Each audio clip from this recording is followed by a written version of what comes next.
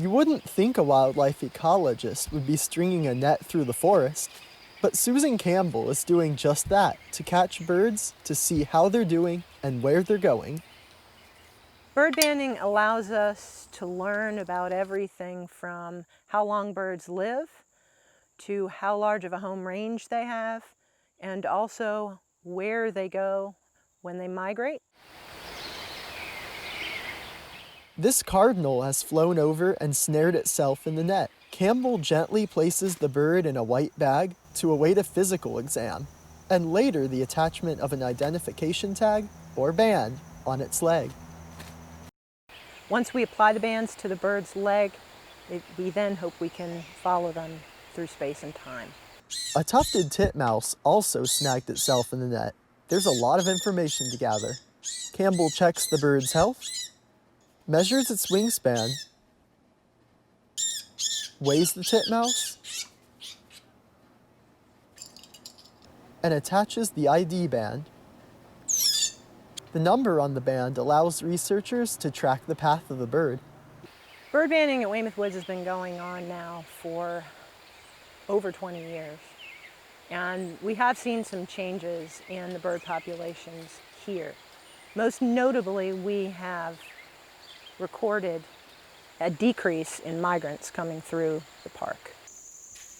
John Davis worries about the decline of the bird population at Weymouth Woods. He's a bird lover, a fan of the park, and owner of the Wild Birds Unlimited store in Southern Pines. Studies have shown that bird populations have decreased somewhat alarmingly in the last several decades. Some 30% of bird species, or birds in general, are gone.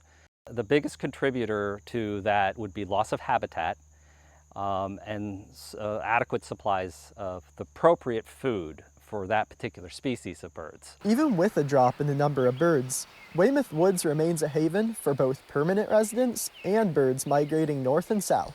The thing that really attracts me to Weymouth Woods is its uniqueness and diversity, all in one fairly concise 900-acre tract. I would say the number one thing that you can't find anywhere else is the fact that we have old-growth longleaf forest here. Park Superintendent Billy Hartness says Weymouth Woods has the largest contiguous tract of longleaf pine north of Florida and is home to the red cockaded woodpecker. They're a really special bird. They are a woodpecker that makes their nesting cavity inside of a live, usually longleaf pine. But as suburbia expands, the red cockaded woodpecker and other birds face loss of habitat.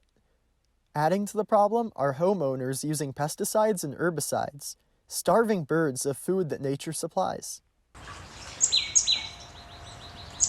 Birds will always choose natural food. So when we see them in our feeders, it's because there's not enough food out in nature at that time of the year for everybody that's trying to get the same food. That's where people come in. At his shop in Southern Pines, Davis shows how to help the bird population. The seed is the single most important thing that we could possibly do to improve our bird feeding experience. And not all seed is created equal. This is one of our most popular mixes. It's our choice mix, and it has sunflower, shelled sunflower, it has safflower, which cardinals adore, and it has shelled peanuts. So there's a little bit of a variety for every bird really that would come to a feeder.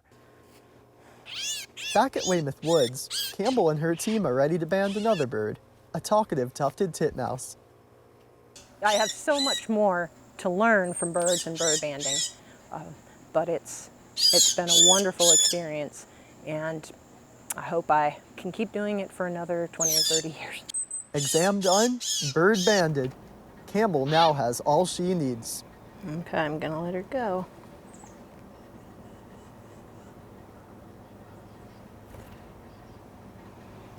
As a birder and scientist, Campbell knows no single day tells you the whole story. It's putting the days together. And when you look at patterns over a week, a month, a year, that's when it becomes interesting. All those little pieces have to be there to be able to paint that picture. The picture biologists want to see is a time when birds can thrive in their natural habitats, free from human interference.